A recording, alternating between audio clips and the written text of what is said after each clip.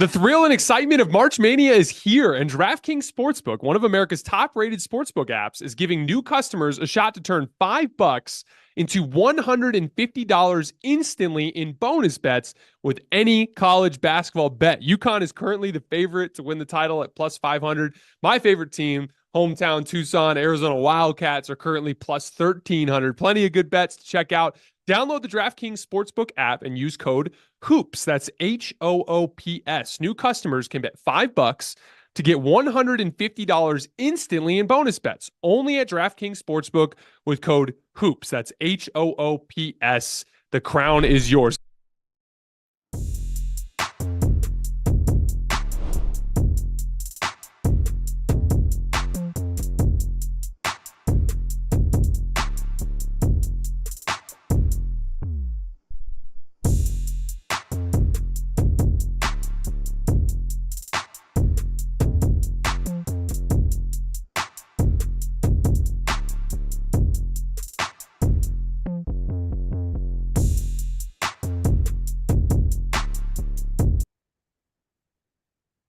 All right, welcome to Hoops Tonight here at The Volume. Happy Wednesday, everybody. Hope all of you guys are having an incredible week. We're going to be reacting to the Lakers in a must-win game, getting their ass kicked yet again by the Sacramento Kings, who have really had their number this year. And the Kings win with defense, something that's been a consistent theme for them this season. We're going to break that game down from the perspective of both teams. If you're looking for Nuggets Heat, we're going to be hitting that thing first thing in the morning. I only caught the fourth quarter this afternoon with the time change. It started much earlier. We're going to be hitting that in the morning as well as probably one additional game from tonight's slate. But saw that Reggie Jackson came in, hit a bunch of big shots in that fourth quarter as the Nuggets had one of their textbook fourth quarter execution runs that they went on. So we'll be hitting that in the morning, but just hitting Lakers Kings in tonight's show. You guys know the drill. Before we get started, subscribe to our brand new YouTube channel. It would mean a lot to me if you guys would take a second to scroll down and hit that subscribe button. Follow me on Twitter at _JasonLT so you guys don't miss show announcements as well as the film threads that I do from time to time.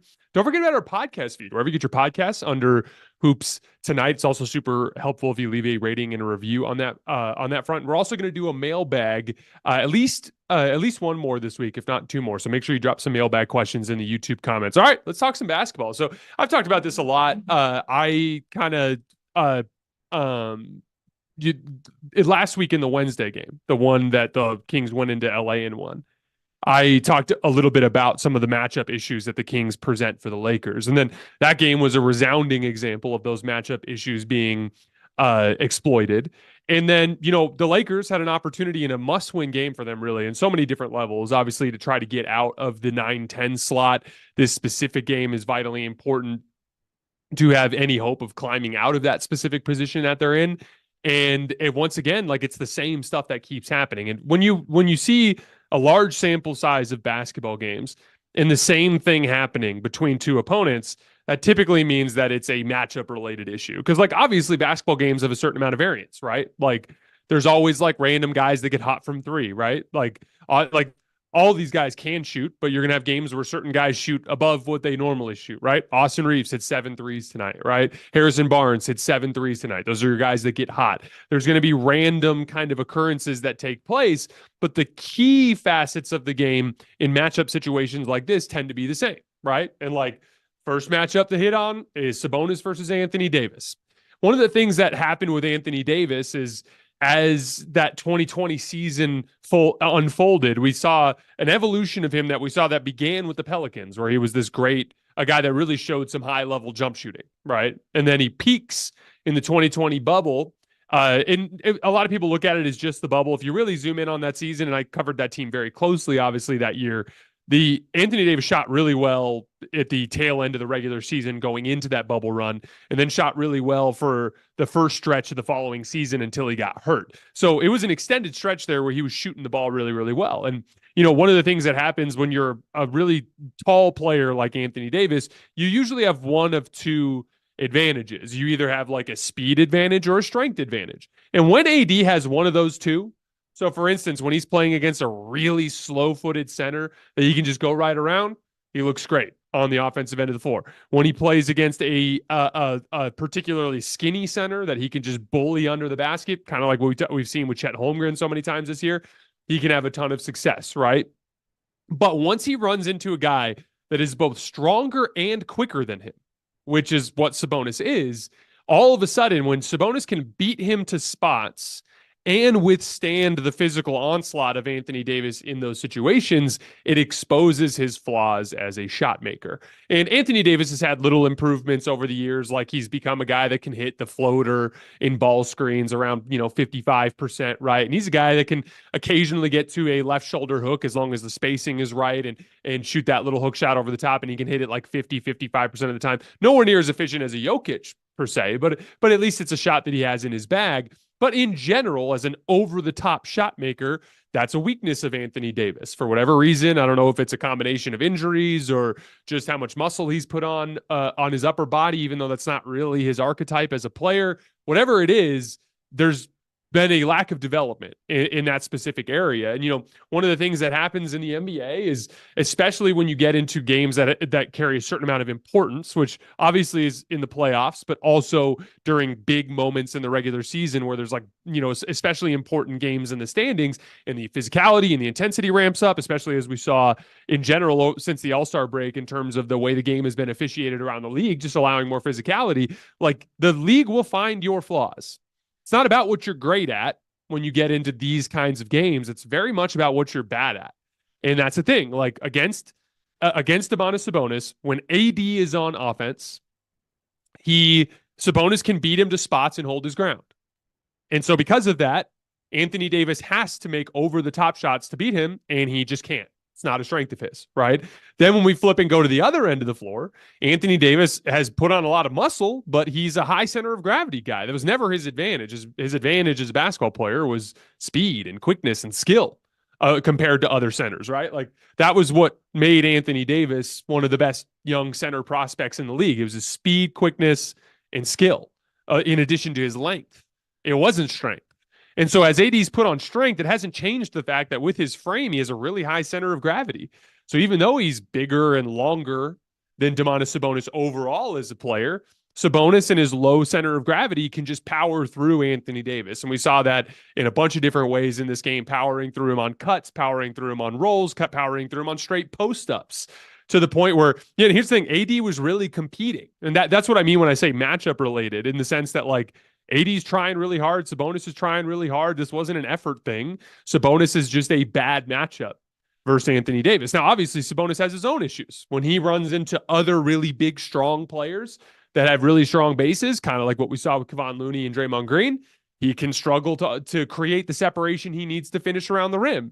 And then all of a sudden, that starts to shine a light on some of his flaws, right? But specifically, as we zoom in on the AD Sabonis battle, on the offensive end, he can beat him to spots and force him to make shots over the top, which he's not good at. And on the defensive end, he can bump him off of his spot because of his high center of gravity and still find finishing angles. And then in that fourth quarter run, it was a lot of work on the offensive glass. Sabonis had, I think, 5 offensive rebounds in total in the game, but he had several, he had like 3 in a row there in the fourth quarter where it was like either tap outs or offensive rebounds where one of two things would happen. Either AD would have to help in a ball screen situation or a dribble handoff situation. I talk a lot about that bracket of a two-man game coverage, right? The over-the-top guy and the screen defender.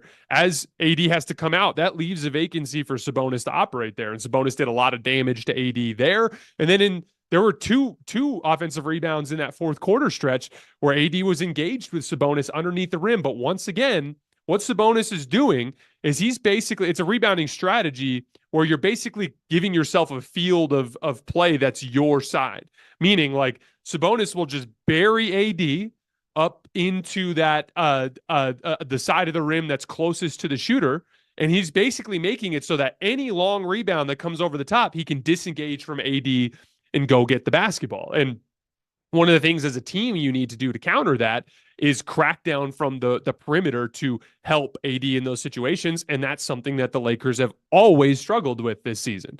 So, like, again, a matchup related thing. AD struggles with big guys that can kind of fight him off for position and seal off elements of the court where they can offensive rebound. And then the Lakers don't have the perimeter rebounding to account for it. So that's kind of an example of the Sabonis versus AD element here. Now, secondly, the Kings have a ton of speed at the guard position on the defensive end of the floor as well. We're going to talk about offense, but I want to zoom in on the offense, specifically when the Lakers are on offense, because one of the things, the Kings are 20th in defense this year coming into the night, and they haven't defended nearly as consistently as they need to, which is definitely something the Kings have to sharpen up if they're going to have any chance to make a deep playoff run, right? Like after tonight, they're now 16-3 when they hold their opponents to 110 points or fewer. And they're 10-15 when they allow over 120 points. They've always won with defense this year. They have not been a team that is good at outscoring teams in shootout types of games. They're 10th in offense. They're a good offense, but they're not good enough offensively to do that. They have to identify what their strength is. Like perimeter speed is the best strength of this roster, and perimeter speed can be deployed in two ways. We've talked endlessly about Malik Monk and De'Aaron Fox and them coming off of these dribble handoffs and their ability to work in the mid-range and their ability to attack the rim and beat guys just off the dribble in straight ISO situations as well. And that's all great. That's all great. But at the end of the day, one of the best ways to deploy perimeter speed is in ball pressure, just like, and flying around in rotation, right? And like one of the specific weaknesses that D'Angelo Russell has had throughout his career, we saw this in a big way against Bruce Brown in Kentavious Caldwell-Pope in the conference finals against the Nuggets last year, is when you're a guard that is quicker than D'Lo and strong enough to hold your ground against some of the leverage plays that he makes, you could really cause him problems. And from the opening tip of this game, Keon Ellis was just up in D'Angelo Russell's jersey. And then as soon as he stepped off the floor, here came Davion Mitchell, and he did the exact same thing. And they were just up in D'Angelo Russell's space, being super physical and bumping him off his spots and not giving him the kind of baked in openings that D'Lo's accustomed to operating with. He ends up going 2 for 9 in the game. So like that's the thing. And again, D'Lo has been 23 points per game for literally two months now. He's killing everybody. Again, they held the Lakers to 107 points, an excellent defensive effort from the Kings. The Lakers have been the second best offense in the league since the beginning of February. They've been the 6th best offense in the league since January 7th. That's a 30-game sample size. This is an elite offense that the Kings just completely shut down tonight. And it started at the point of attack. It started with Keon Ellis and Davion Mitchell for the entirety of the game, just making D'Angelo Russell uncomfortable. And again, one of the problems with D'Angelo Russell just overall as a basketball player is he kind of is like James Harden in the sense that in the flow of an 82-game regular season, his skill, obviously James Harden is a much, much better player than D'Angelo Russell. I don't mean to compare him like that, but it's a similar issue that James Harden runs into when he gets into the postseason. D'Angelo Russell, once the athleticism steps up a level, the intensity steps up a level, the physicality steps up a level, and teams are willing to do things like pick up full court and ball pressure and deny and do all that kind of stuff, all of a sudden D'Lo's athletic shortcomings start to rise to the surface. And again, this is why I talk about the playoffs and important regular season games as exposers of your flaws. The reason why they matter is it's just like anything else. It's like a video game. Each level you pass gets harder and harder. LeBron said that during the postseason last year. Every time they won a series, he'd be like, the next one's going to be even harder. And it's because he knows he's been through this. He knows it's like every consecutive series, it's another team that has made it to this point, that has better personnel, that is better coached, that plays harder, that is more firm in their details and more firm in their habits. And they will expose what you're bad at. And in this particular game, there's one guy in this matchup that has a significant advantage. We talked about Sabonis and how he struggles, or AD and how he struggles with Sabonis. We talked about D'Angelo Russell and how he can struggle with the speed guards for the Kings. Even Austin Reeves, who shot the 3 ball really, really well. But this is not a team that he can really create off the bounce against the way that he can against some other teams. Although Austin had a great game tonight. He had 28, 6 and 4, 10 of 17 from the field, hit 7 threes. Great game from Austin, but Austin has struggled in this matchup this year. He's had rough games against the Kings. And so we talked about the guards. We talked about Anthony Davis. The one guy who really has a big time advantage is LeBron James. None of their wings are big enough to guard him. None of their bigs are fast enough to guard him. None of their guards are big enough to guard him. No one can guard him. But it requires him to play with a certain level of physical imposition. His advantage there is strength and power. And for 3 quarters, LeBron was just floating around the damn perimeter. and content to throw up jump shots and was sloppy with the basketball. And to tie it all together, he was also having a bad defensive game. There were countless possessions in this game where he was ducking under picks on Harrison Barnes and letting him walk into 3-point shots, or just not paying attention off the ball. There was a big three that I think Keegan Murray hit on the left wing in the third quarter, where LeBron was standing in the dunker spot on the right side of the floor guarding his man. The Kings had moved around, and every Laker moved, and LeBron just stood there. And next thing you know, there's a wide open shooter on the left wing because LeBron's not paying attention. And so, like, honestly, yeah, it was one of the worst games I've seen LeBron James play in his time in a Laker jersey. And so when you already have disadvantages that you're working against from a personnel standpoint with AD on Sabonis and with D'Lo and Austin Reeves against their athletic and speedy backcourt, and you have this one guy who's got like the tools to really punish this team, and he gives you just one of his worst efforts of the season, not just in terms of his shot making, but also just in general with his approach. Took too much of a passive approach on both ends of the floor, and you're just not going to beat a really good team in a must-win setting like this if you don't get better play out of LeBron James and Anthony Davis. But at least with Anthony Davis, I thought he was competing. I thought AD was trying. This is just a bad matchup for him. These are weaknesses in his game that are exposed. LeBron, he has the strengths in his game and the lack of weaknesses in his game to attack this team. He just needs to bring the requisite level of physical imposition, and he just did not. And that's where it kind of turned quickly for them. I want to come back to the Kings a little bit. I want to talk a little bit about defense. We talked about how they're 16-3 when they hold opponents to 110 or fewer. They're 10-15 when they allow over 120 points. In this particular game, you saw they're capable of defending at a really high level.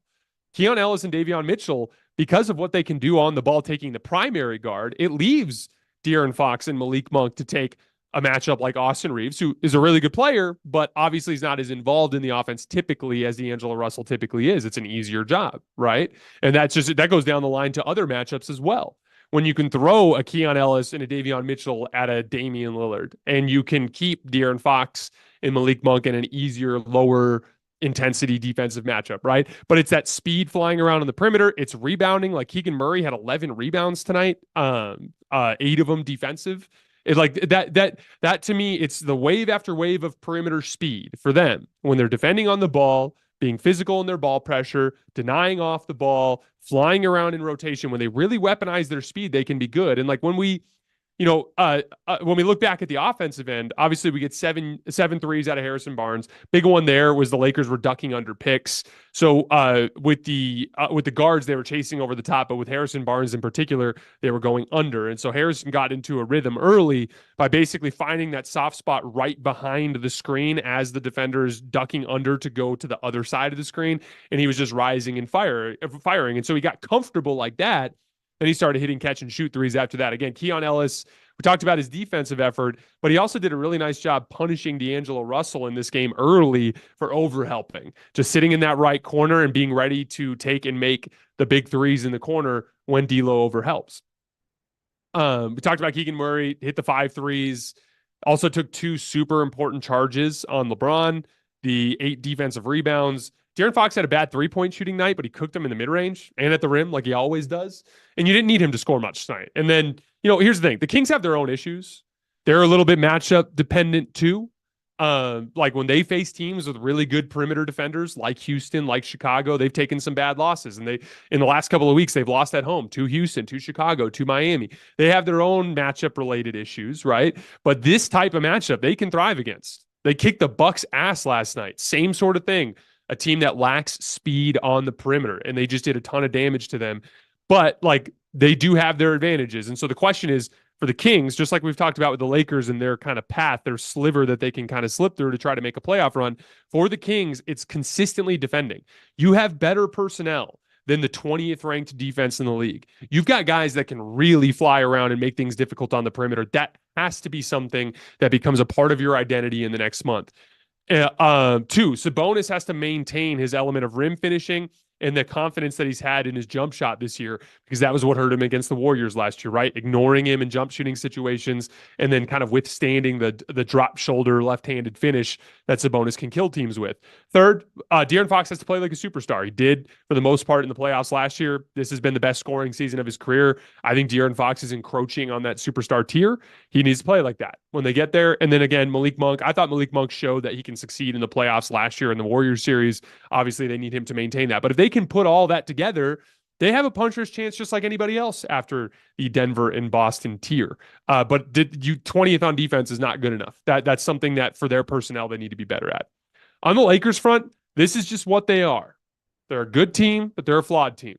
I had a lot of fans in my Twitter mentions being like, "Oh, maybe the Lakers are just bad." No, they're not. They're what, 12-6 in their last 18 games. That's 2 wins for every loss. They're what, 19-12 in their last 31 games. They've started the season 15-9, counting the in-season tournament win. Like, they're not a bad team.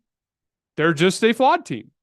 They're exactly what they were last year. If they catch the right matchups, they can beat teams. If they catch bad matchups, they can lose to teams. That puts them in that tier with the rest of the teams down there. But the problem is because they let their foot off the gas and went 3-10 for a 13-game stretch after the in-season tournament, they don't have the luxury of being in a situation where they can have a home playing game to win one to get in, let alone maybe even a secured in a playoff spot there in the 4, 5, 6 range, which they very well might have had if they didn't let their foot off the gas in such a big way in the middle of the season. And so they've now put themselves in a situation. They were already flawed. They were already matchup dependent, but now they put themselves in a situation where they might not even have the opportunity to beat a team 4 times out of 7 because they mailed in so many games during the middle of the season. Now they're in the play-in tournament, and like, as we look at their kind of personnel situation, like, LeBron is old and he's not as consistent as the younger stars in the league because he's old and because he's dealing with a nagging ankle injury, and like,